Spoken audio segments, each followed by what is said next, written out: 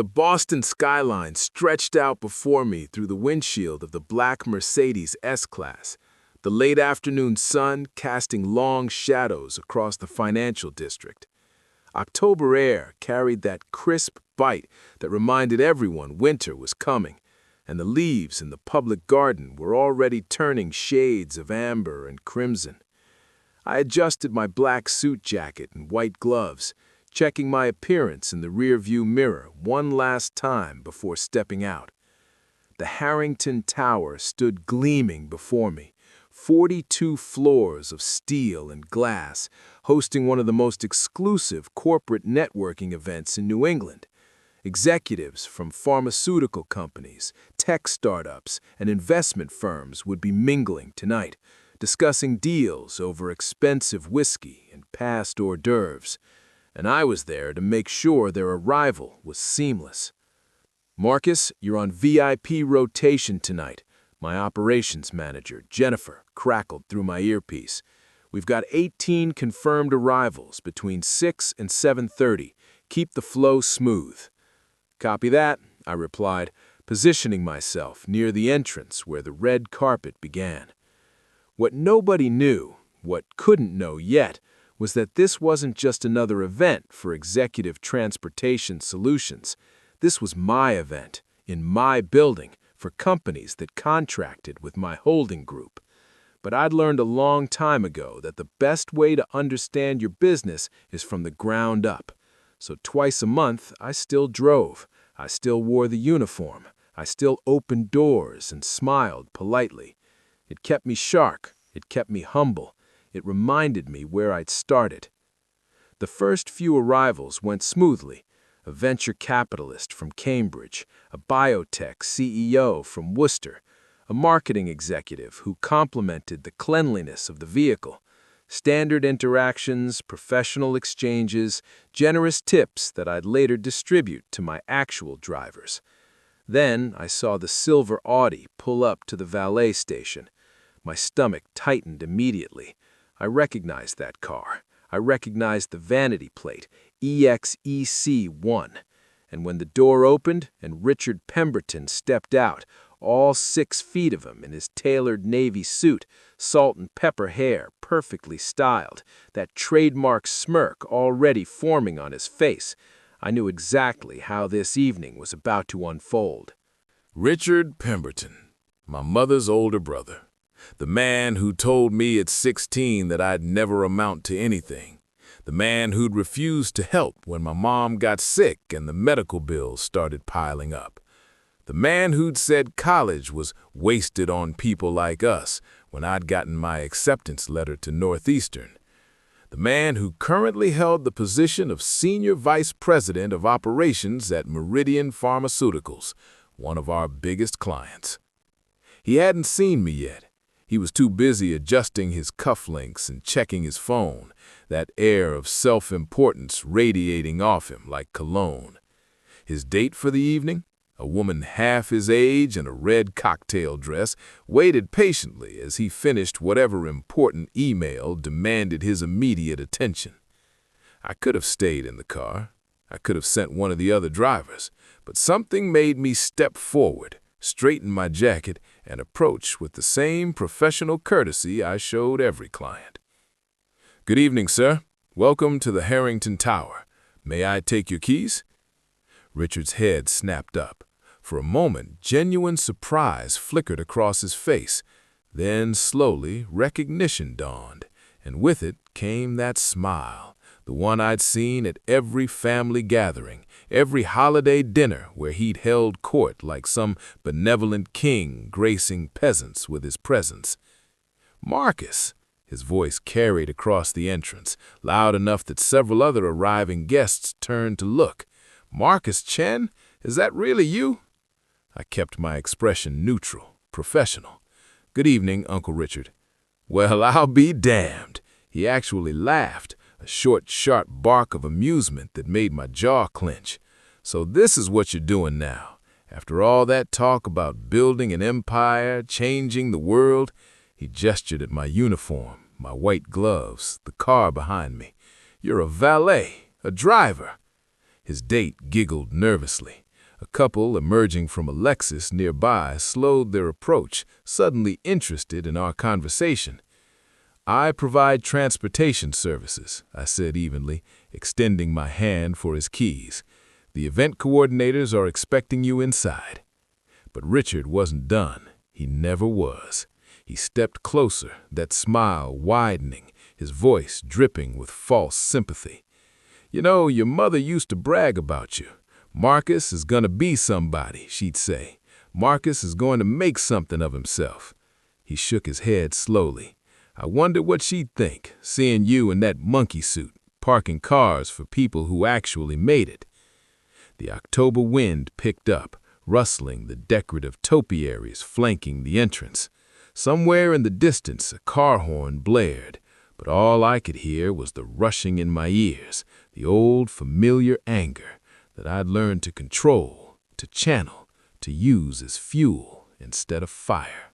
"The keys, sir," I repeated calmly. Richard finally dropped them into my palm, the metal still warm from the car's ignition. "You were always too proud for your own good, kid. Could have asked me for help, for a real job, but no, you had to do it your way." He straightened his tie, already dismissing me. "Look where that got you." He turned toward the entrance, his date following, but not before she shot me an apologetic glance.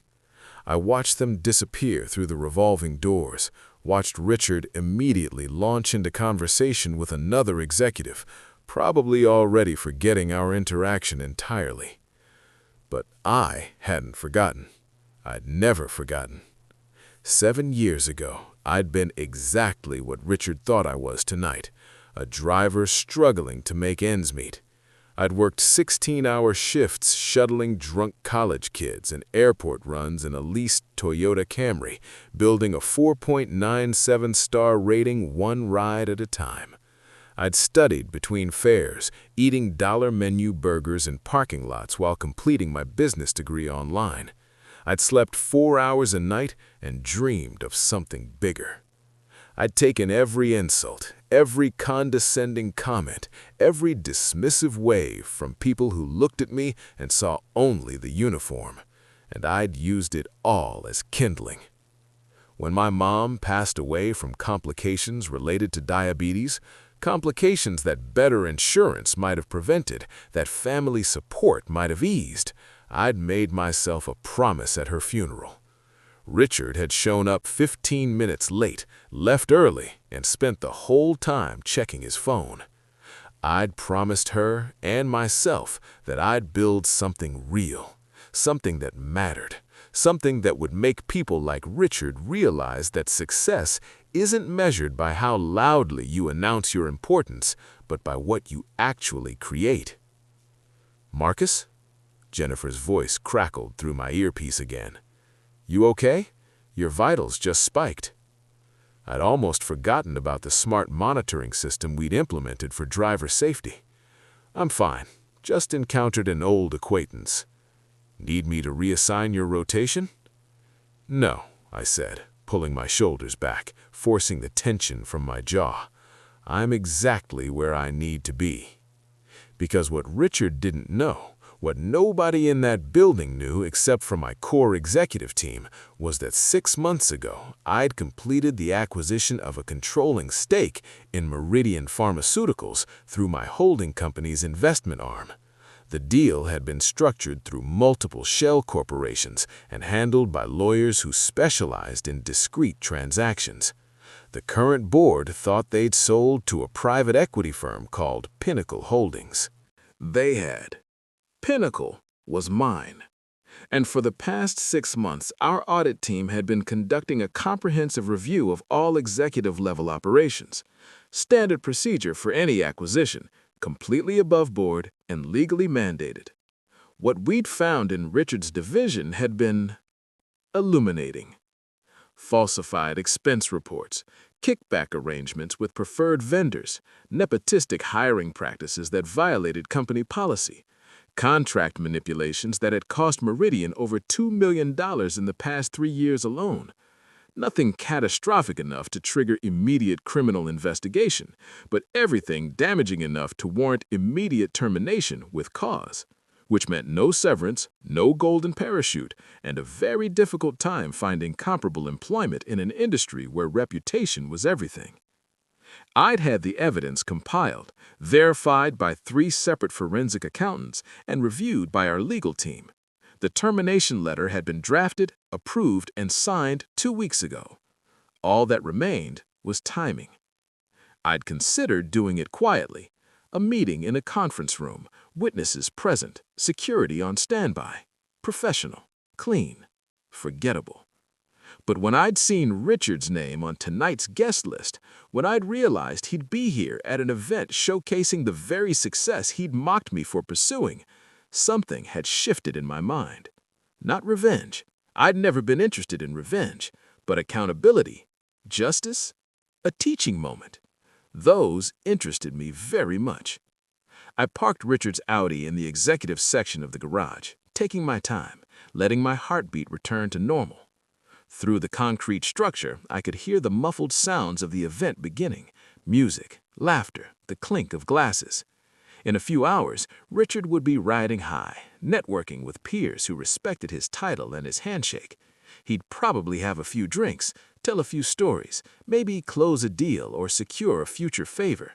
He'd feel untouchable. And that's exactly when I'd remind him that nobody is. My phone buzzed with a text from Daniel Park, my CFO and closest friend since our community college days. Everything ready on your end? Legal confirmed all docs are airtight. I typed back, ready. Timing is perfect. You sure about doing it this publicly? He made it public.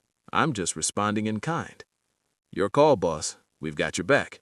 I pocketed my phone and made my way back to the entrance where more vehicles were arriving, more executives emerging with their practiced smiles and firm handshakes. I fell back into the rhythm of the work, greeting, assisting, maintaining the flawless service standards that had built my reputation. Because that was the real secret Richard had never understood.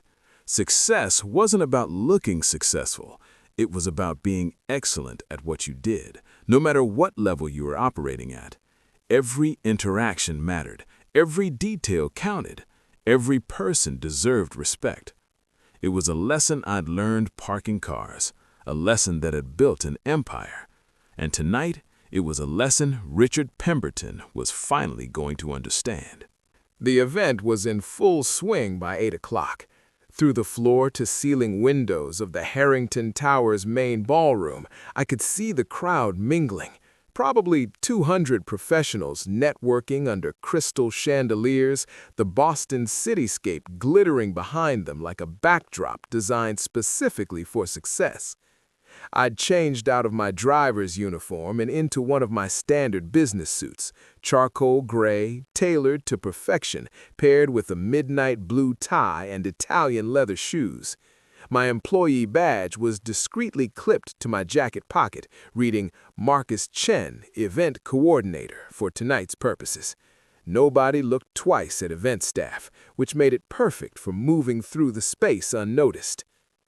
Marcus, the catering coordinator needs to speak with you about the dessert timing.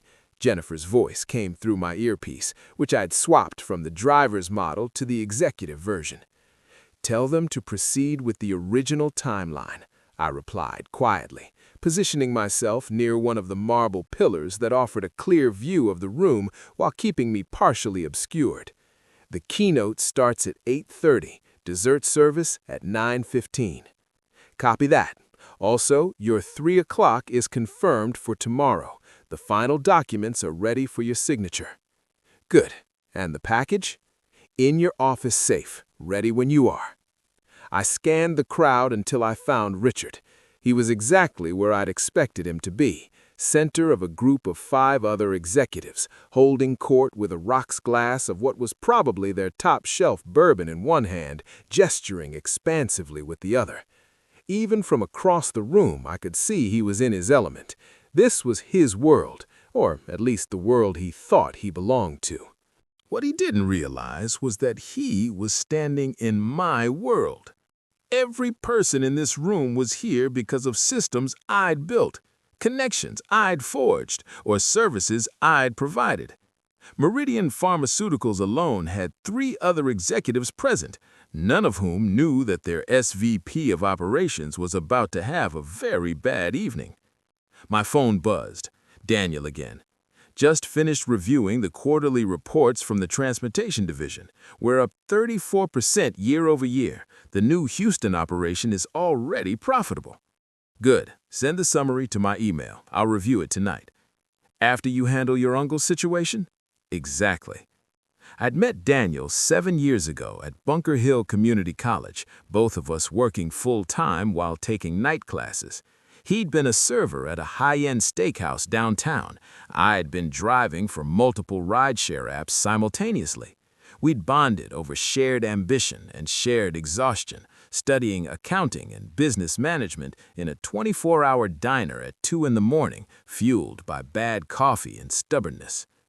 When I'd saved enough to lease my first luxury vehicle and start offering premium transportation services, Daniel had been my first call.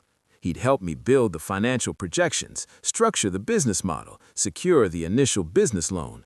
When we'd expanded to our first real office, a shared workspace in Somerville that cost $900 a month, he'd quit his restaurant job and come on full-time for a salary that was barely above minimum wage. Now he was CFO of a holding company that had generated over $40 million in revenue last year. We had offices in Boston, New York, Philadelphia, and Houston. Our transportation division alone employed over 300 people. Our real estate holdings included the building I was currently standing in, plus 12 other commercial properties across the Northeast. And it had all started with one rented Toyota Camry and a commitment to being the best driver anyone had ever hired. The key is understanding that every interaction is a job interview for the next opportunity, I told Daniel back in those early days. Every passenger is a potential client. Every 5-star review is a stepping stone. I'd meant it literally. In my first year driving, I'd transported a venture capitalist who'd been so impressed with my professionalism that he'd asked for my card. 6 months later, when he needed reliable transportation for a series of investor meetings, he'd called me directly. That contract had allowed me to lease a second vehicle and hire my first driver. One client became 2, then 5, then 15. Individual rides became standing corporate accounts. Standing accounts became exclusive contracts. Exclusive contracts became partnerships. Partnerships became acquisitions. Each step had been methodical, deliberate, sustainable. No shortcuts, no cutting corners, just relentless focus on quality, reliability, and treating every person with respect, whether they were a Silicon Valley CEO or a college student heading to a part-time job. Richard had never understood that philosophy. To him, success was about appearances, about titles and corner offices, and making sure everyone knew how important you were. He'd built his career on networking and name-dropping, on taking credit for other people's work and deflecting blame when things went wrong. The funny thing was, his approach had actually worked for a while. He'd climbed to senior vice president at Meridian, commanded a substantial salary, wielded influence in the industry. On paper, he looked successful. But when you build your foundation on sand instead of stone, eventually the tide came in. Our audit team's findings had been comprehensive. Richard had been inflating expense reports for years, claiming meals and travel costs that never happened, billing the company for a client entertainment that was actually personal recreation. He'd established relationships with vendors who charged Meridian premium rates in exchange for kickbacks to Richard personally. He'd hired unqualified candidates based on personal relationships, then covered for their incompetence rather than address performance issues. Individually, each infraction might have warranted a warning, maybe a demotion. Together, they painted a picture of someone systematically defrauding their employer while creating a toxic work environment protected by fear and favoritism. The final straw had been discovering that 3 talented employees had resigned from Richard's division in the past 18 months, citing hostile work environment and reporting concerns about ethical violations to HR, concerns that had been buried by Richard's connections to senior leadership. One of those employees had been a single mother who'd lost her health insurance during the transition period and had to delay necessary surgery as a result. That detail had been what convinced me that quiet termination wasn't enough. "Marcus?" a familiar voice said behind me. I turned to find Catherine Williams, the event's actual coordinator and one of my senior managers at Executive Transportation Solutions. She was a sharp woman in her early 50s who'd spent 20 years in luxury hospitality before I'd recruited her. "Everything's running smoothly, but I wanted to confirm you're still planning to make an appearance." "In a few minutes, after the keynote." She studied my face with the perceptiveness that made her excellent at her job. "This is about more than just the event, isn't it?" "It's always about more than just the event. How are the team members doing?" "Everyone's performing beautifully, though I think Jennifer told me you drove tonight." I did. "Marcus, you know you don't have to." "I know," I smiled slightly, "but I want to. It keeps me grounded, reminds me what we're building this for." Catherine nodded slowly. "You're a strange breed of CEO, you know that?" "I'll take that as a compliment. It was meant as one." She paused. "The man you were talking to earlier when you were driving, that's Richard Pemberton, isn't it? From Meridian?" Nothing escaped Catherine's notice. "It is. I remember you mentioning him once. Your uncle, right? The one who—" "Yes." She didn't push further, which I appreciated. "Well, whatever you're planning, I trust your judgment. Just remember that we've built something worth protecting. Don't let old grudges compromise that." "This isn't about grudges," I said quietly. "It's about standards. We hold our team to a code of conduct. We fire drivers for being late, for being discourteous, for not maintaining their vehicles properly. And we do it because excellence isn't optional. It's the foundation of everything we've built." And Richard violated his company's standards? Extensively, systematically, while mocking people who actually work for a living. I met her eyes. If I let that slide because he's family, what does that say about my integrity, about the culture we're trying to create? Catherine smiled. "Like I said, strange breed of CEO, but I'm glad you're ours." She glanced at her watch. "Keynote starts in 5 minutes. Good luck with whatever comes next." She disappeared back into the crowd, leaving me alone with my thoughts and the weight of the envelope in my inside jacket pocket. The termination letter, along with a summary of findings and a formal notice that the matter had been referred to Meridian's board of directors for review of potential legal action. Richard's world was about to collapse. His career, his reputation, his carefully constructed image, all of it built on lies and sustained by bullying, was about to come crashing down. And the vehicle for that collapse was going to be the nephew he called just a driver 2 hours ago. The lights dimmed slightly, signaling the beginning of the keynote presentation. The crowd began moving toward the seating area that had been arranged at one end of the ballroom. I stayed where I was, watching Richard settle into a seat near the front, still networking, still performing, still completely oblivious. In 30 minutes, he'd know the truth. In 30 minutes, everything would change. The keynote speaker was Jonathan Ashford, a biotech entrepreneur whose company had pioneered revolutionary cancer treatment protocols. He was brilliant, articulate, and genuinely passionate about improving healthcare accessibility, the kind of person who made you believe that business could be a force for good in the world. I'd met Jonathan 2 years ago when his company had needed transportation logistics for a multi-city medical conference. We'd ended up in a conversation about business ethics and social responsibility that had lasted 3 hours. He'd become both a client and a friend, someone whose opinion I valued and whose approach to leadership I respected. The question we must ask ourselves, Jonathan was saying from the podium, his voice carrying clearly through the excellent acoustics of the Harrington Towers ballroom, is not whether we can profit from our work, but whether our profit serves a larger purpose. Do we create value for all stakeholders, or do we extract value at the expense of those with less power? Richard was 3 rows from the front, his phone in his lap, barely paying attention. He'd probably heard variations of this speech 100 times: corporate responsibility, ethical leadership, stakeholder value. To him, they were just buzzwords, empty rhetoric that sounded good in shareholder presentations but meant nothing in the real world. I'd thought the same thing once, when I was 19, broke, and angry at a world that seemed designed to keep people like me at the bottom.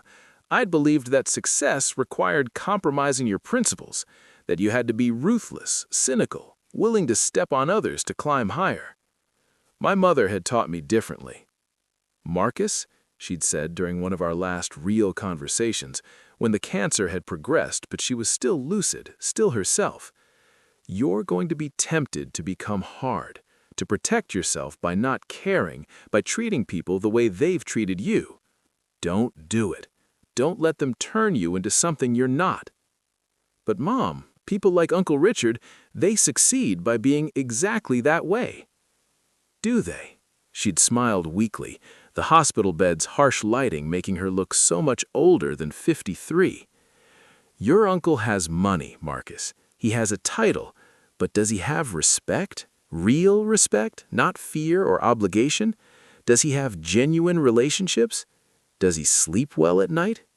I hadn't known how to answer. Being successful and being happy aren't the same thing, she'd continued. And being powerful and being respected aren't the same thing either. Build something you're proud of. Build something that makes the world slightly better. Build something that would make me proud. She died 6 weeks later. The funeral costs had wiped out my savings. Richard had contributed nothing, offered nothing, attended only out of obligation. And I'd used that pain, that anger, that absolute burning need to prove him wrong to fuel the next 7 years of my life. But I'd done it my mother's way. I'd built something I was proud of. Every employee at Executive Transportation Solutions made a living wage, had health insurance, had opportunities for advancement. We had a zero-tolerance policy for discrimination or harassment. We promoted from within whenever possible. We partnered with community colleges to offer internships and job training. When the pandemic hit and other companies laid off workers, we'd cut executive salaries, including mine, to maintain our workforce. We'd pivoted to providing medical transportation services, partnering with hospitals and care facilities. We'd emerged stronger, more resilient, more committed to our mission. That's what Richard had never understood. Success wasn't about taking everything you could grab. It was about building something sustainable, something that created value for everyone involved. Jonathan concluded his keynote to genuine applause. As the lights came back up and the crowd began transitioning to the networking portion of the evening, I made my move. I intercepted Richard at the bar, where he was ordering another bourbon. Up close, I could see the smaller signs of age that hadn't been visible earlier. The slight puffiness under his eyes, the tightness around his mouth that came from constant stress, the way his hand shook slightly as he raised his glass. "Uncle Richard," I said, my voice low enough that only he could hear over the ambient noise, "I need to speak with you privately." He turned, recognition followed by irritation crossing his face. "Marcus, still working the event, huh? Look, if this is about what I said earlier, it's not. This is business." I gestured toward one of the private meeting rooms off the main ballroom. "It'll only take a moment." Something in my tone made him pause. His eyes narrowed slightly, and I saw the first flicker of uncertainty. "What kind of business could you and I possibly have?" Meridian Pharmaceuticals business. That got his attention. He set his drink down, straightening his jacket. "I don't discuss company matters with—" "You'll want to hear this," I interrupted. "I promise." Maybe it was the confidence in my voice. Maybe it was curiosity. Maybe it was just that Richard couldn't resist an opportunity to assert his authority. Whatever the reason, he followed me toward the meeting room, and I could feel the moment approaching like a gathering storm. The room was small but well appointed, a conference table for 6, a large screen for presentations, soundproofed walls. I closed the door behind us and turned to face him. "Okay, I'm here," Richard said impatiently. "What's this about? If you're looking for a job at Meridian, I have to tell you that we don't typically hire." "I'm not looking for a job," I said calmly, reaching into my jacket pocket. "I'm here to deliver this." I extended the envelope, ivory-colored, high-quality paper sealed with the Pinnacle Holdings logo embossed in silver. Richard took it reflexively, confusion evident on his face. "What is this?" "Open it." He did, sliding out the documents inside. I watched his face as he read, saw the progression of emotions, confusion, disbelief, comprehension, fear, anger, play across his features like a film on fast forward. This is a termination letter." His voice was barely a whisper. "Effective immediately, with cause, which means no severance package. There's also a summary of the audit findings and a notice that the matter is being referred to the board for review of potential legal action." Richard's hands were shaking now, the papers rustling. "This is a joke, some kind of sick prank. You don't have the authority." "I have every authority," I said quietly. 6 months ago, through my holding company, Pinnacle Holdings, I acquired controlling interest in Meridian Pharmaceuticals. You've been working for me since May, Richard. You just didn't know it." The papers fell from his hands, scattering across the conference table. His face had gone pale, and he gripped the table as if the room was tilting. "You're lying. You're a driver. You park cars. I'm the CEO of a holding company that generated $42 million in revenue last year," I said, my voice still calm, still steady. "Executive Transportation Solutions is just one division. We also own commercial real estate, including this building. We have logistics contracts with 15 Fortune 500 companies, and as of 6 months ago, we own Meridian Pharmaceuticals." Richard was shaking his head, denial and reality warring in his expression. No, this isn't possible. You were parking my car tonight. You were wearing a uniform." "Because I choose to stay connected to the foundation of my business. Because I believe that understanding every level of operation makes me a better leader. Because I never want to forget where I came from or who I'm building this for." I paused. "Those are concepts you've never understood, Richard." "This is about your mother," he said suddenly, desperately. "About me not helping with the medical bills. This is revenge. This is about you defrauding your employer for 3 years. About you accepting kickbacks from vendors. About you creating a hostile work environment that drove 3 talented employees to resignation. About you violating every principle of ethical business conduct while mocking people who actually earn their living honestly." My voice hardened slightly. "My mother's death taught me what matters. Your behavior tonight just reminded me why accountability matters too." Richard's legs seemed to give out. He sank into one of the conference chairs, his usual arrogance completely stripped away. "You can't do this. I'll fight it. I have connections, lawyers." "And we have 3 independent forensic audits, testimony from 12 employees, documentation of every infraction, and a legal team that spent 6 months ensuring this termination is completely unassailable." I remained standing, looking down at him. "Your connections won't help, Richard. Your lawyers will tell you the same thing ours will. You violated your employment contract, engaged in fraudulent activities, and created liability for the company. You're fortunate we're not pursuing criminal charges." "Criminal?" He looked up at me, and for the first time I saw genuine fear in his eyes. Marcus, please, I made mistakes, okay? I can fix this. I can pay back whatever. You called me just a driver tonight, in front of other people, with that same condescending smile you've used my entire life. You implied that my mother would be disappointed in what I've become. You suggested that honest work is something to be ashamed of. I was joking. I didn't mean.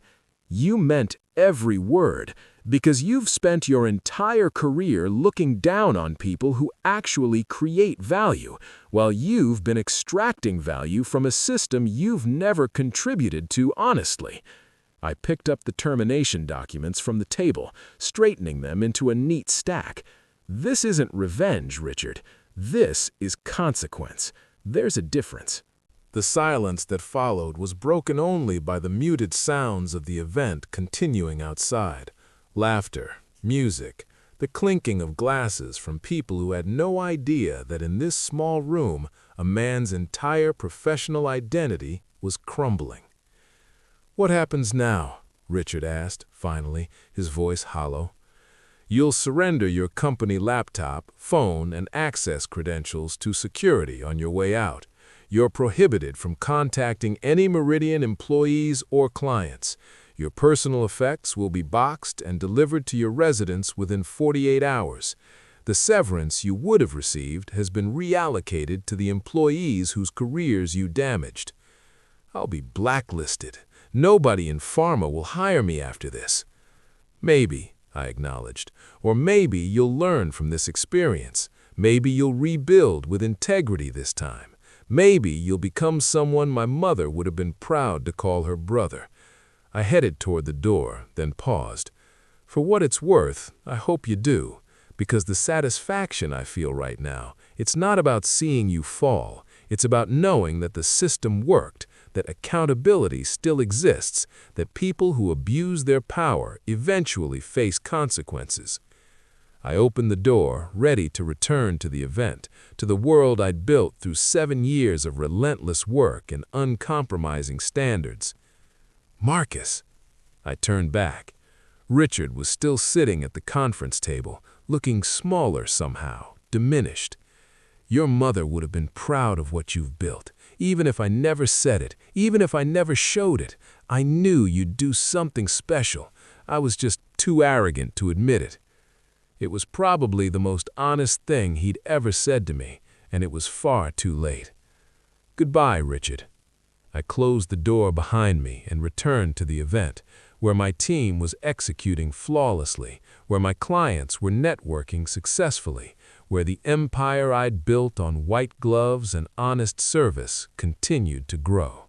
3 months later, I was back behind the wheel of a Mercedes S-Class, navigating through downtown Boston traffic on a crisp January morning. The Charles River was partially frozen, the Cambridge skyline sharp against a cloudless blue sky. My passenger was a venture capitalist named Sarah Chen, no relation, who was in town for a series of meetings with local startups. "I have to say," Sarah remarked from the back seat, reviewing something on her tablet, "Executive Transportation Solutions has the best service I've experienced in any city. How do you maintain such consistent quality?" "We hire well and we treat our employees well," I replied, smoothly changing lanes to avoid a delivery truck. "Our drivers make 15% above market rate, full benefits, and opportunities for advancement. When people feel valued, they provide excellent service naturally." "That's exactly the kind of sustainable business model I look for in investments," she said. "Actually, I'd love to learn more about your company's structure. Would you have time for coffee after my last meeting? Say 4 o'clock? I smiled. This was how it always started. "I'd be happy to. There's a great cafe in the financial district, near my office." "Perfect. I'm always interested in learning from successful entrepreneurs." She had no idea she was already talking to one. And in a few hours, when I met her at that cafe in a suit instead of a uniform, when I explained that Executive Transportation Solutions was just one division of a larger holding company, when we discussed potential partnership opportunities, she had experienced the same realization that dozens of executives had over the years. The driver was driving a lot more than just a car. The Richard situation had resolved exactly as expected. He'd surrendered his credentials, cleaned out his office under security supervision, and disappeared from the pharmaceutical industry. I'd heard through mutual acquaintances that he'd moved to Arizona, taken a position with a small medical device distributor at a fraction of his previous salary. Whether he learned anything from the experience remained to be seen. Meridian Pharmaceuticals, meanwhile, had thrived under new leadership. We'd promoted Richard's former deputy, a talented woman named Patricia Rodriguez, who'd been blocked from advancement by his toxic management style, to the SVP role. The division's productivity had increased by 18% in 3 months. Employee satisfaction surveys showed dramatic improvement. 2 of the 3 employees who'd resigned had even returned to the company. The story of Richard's termination had circulated quietly through industry circles, told in whispers at conferences and networking events. The details varied depending on who was telling it, but the core remained consistent. An executive who'd abused his authority had been held accountable by someone he'd underestimated. What most people didn't know was how that confrontation had changed me. I'd expected to feel triumphant, vindicated, satisfied, and I had initially. But as the weeks passed, what I felt more than anything was a renewed sense of purpose. The satisfaction hadn't come from Richard's downfall. It had come from proving that you could build success without compromising your principles. "Marcus, you have a 2 o'clock with the Houston team." Jennifer's voice came through my earpiece. She was back at headquarters, managing the day's operations while I was in the field.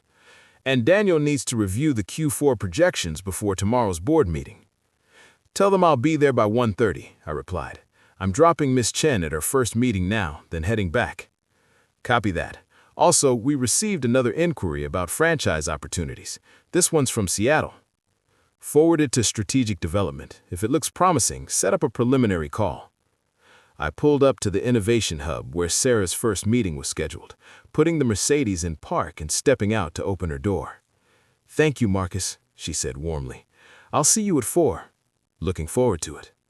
I watched her into the building, then returned to the driver's seat and began navigating toward our headquarters in the Seaport District. The drive took me past the Bunker Hill Community College campus, where Daniel and I had met, past the cramped apartment in Charleston where I'd lived while driving 16-hour days, past the streets I'd driven thousands of times in that first leased Camry. 7 years of my life mapped across these roads. My phone rang through the car's Bluetooth system. The caller ID showed Mom's lawyer, actually Margaret Sullivan, the attorney who'd handled my mother's estate and who'd become a close friend and advisor. "Marcus, I wanted to let you know that the scholarship fund just made its first distribution," Margaret said without preamble. 5 students from low-income families in Boston public schools will receive full-ride scholarships to community college, plus a stipend for living expenses. The Chin Family Educational Foundation. I'd established it 8 months ago, funded initially with $5 million and structured to provide educational opportunities for students from circumstances similar to mine. It was the kind of legacy my mother would have valued far more than any professional title or revenue figure. "That's wonderful, Margaret. Thank you for handling all the details." "It's meaningful work, Marcus. Your mother would be incredibly proud." She paused. "I heard about what happened with Richard. I know that couldn't have been easy." It was necessary. Those 2 things aren't mutually exclusive. Margaret's voice softened. You did the right thing, both in holding him accountable and in how you've chosen to use your success. That's the real measure of character, not whether you can win, but what you do with the victory. After we hung up, I drove in silence for a while, thinking about victory and what it actually meant. Richard had measured success by his title, his salary, his ability to command attention and respect through authority. And he lost it all in a single evening, in a small conference room, holding a piece of paper that enumerated his failures. I measured success differently now. It wasn't about the revenue figures, though those mattered. It wasn't about the buildings we owned or the contracts we'd secured, though those were important. It wasn't even about the satisfaction of proving wrong everyone who doubted me. Success was the single mother working as a driver for Executive Transportation Solutions who'd been able to afford her daughter's surgery because we provided excellent health insurance. Success was the 19-year-old kid from Dorchester who'd started as a dispatcher and was now managing our Philadelphia operations. Success was Patricia Rodriguez leading Meridian's operations division and implementing the ethical reforms that would prevent another Richard situation. Success was 5 Boston students who'd receive educational opportunities that would change the trajectory of their lives. Success was measured in lives improved, systems strengthened, standards maintained. I pulled into the Executive Transportation Solutions headquarters, a modern building in the Seaport District with our logo displayed proudly above the entrance. The parking garage contained over 30 vehicles in our fleet, each one maintained to exacting standards, each one representing a commitment to excellence. Daniel met me in the lobby, tablet in hand, already launching into a summary of the quarterly projections. We rode the elevator to the top floor, where our executive offices offered views of Boston Harbor and the city skyline beyond. "Before we dive into numbers," Daniel said as we entered my office, "I wanted to tell you that the team appreciated what you did with Richard, not because it was dramatic or because it was family, but because it showed that we actually mean what we say about standards and accountability." I settled behind my desk, the same desk my mother had helped me pick out when I'd first rented office space, the one piece of furniture I'd insisted on keeping through every upgrade and relocation. We're only as good as the culture we create. If we say we value integrity, we have to prove it through our actions. Well, you proved it. Daniel opened his tablet, pulling up spreadsheets and projections. Now, about these numbers. We worked through the afternoon, reviewing financials, discussing expansion strategies, planning for the future.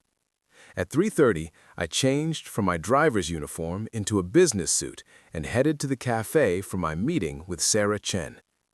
She was waiting at a corner table, still reviewing information on her tablet.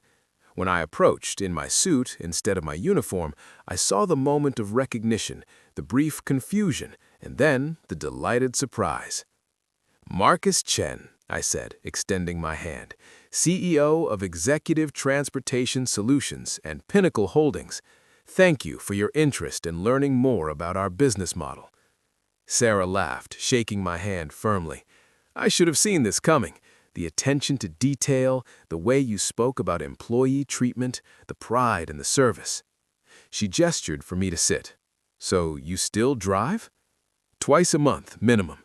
Sometimes more if we're short-staffed or if I need to clear my head. I started this company behind the wheel of a rented Camry. Staying connected to that foundation keeps me honest, keeps me focused on what actually matters." "And what matters?" I thought about my mother, about Richard, about the 7 years of building something real from nothing. I thought about the drivers working right now, providing excellent service to clients who might never know their names.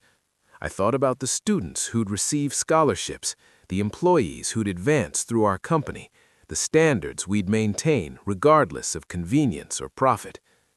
"Creating value for everyone involved," I said finally.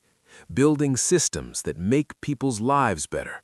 Proving that you can be successful without compromising your principles, that honest work deserves respect, and that accountability isn't optional, it's fundamental."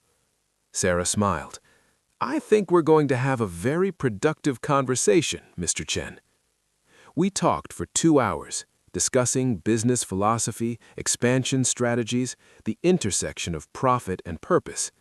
By the time we finished, Sarah had committed to exploring partnership opportunities, and I'd gained a new perspective on scaling our operations sustainably. As I walked back to my office through the bustling streets of downtown Boston, the late afternoon sun casting long shadows across the financial district, I thought about the journey from that first rideshare fare to this moment. Every mile driven, every customer served, every standard maintained had led here. My phone buzzed with a text from Jennifer. Tomorrow's schedule is set. You're driving the 7 a.m. airport run and then straight to the board meeting at 9. I smiled and texted back, perfect, wouldn't have it any other way. Because that was the truth that Richard had never understood, that separated real success from the appearance of success. You don't build an empire by pretending to be above the work. You build it by understanding that every role matters, every person deserves respect, and that the strongest foundations are built from the ground up. I'd started as just a driver, but I'd never stopped being one, and that made all the difference. If this story resonated with you, if you've ever been underestimated, dismissed, or told you weren't good enough, I want you to remember something. Your current position doesn't define your future destination. The person mocking you today might be working for you tomorrow, not because of revenge, but because you chose to build something real while they were busy protecting their ego. Success isn't about proving people wrong. It's about proving yourself right. It's about maintaining your standards when no one's watching, respecting the work even when others don't respect you, and understanding that every interaction, every task, every moment is a building block for something greater. Don't forget to like this video if you believe that accountability matters and that hard work still counts for something. Subscribe to this channel for more real stories about people who turned underestimation into unstoppable motivation. And here's my question for you. Drop it in the comments below. Have you ever been underestimated by someone who later regretted it? What happened? How did you prove them wrong? Your story might inspire someone who's going through the same thing right now. Hit that notification bell so you never miss stories about real people who built real success without compromising who they are. Remember, the person wearing the uniform today might own the building tomorrow. Never underestimate anyone based on what they're doing right now. You have no idea what they're building for the future. I'll see you in the next story. Until then, keep building, keep grinding, and never let anyone convince you that honest work is something to be ashamed of.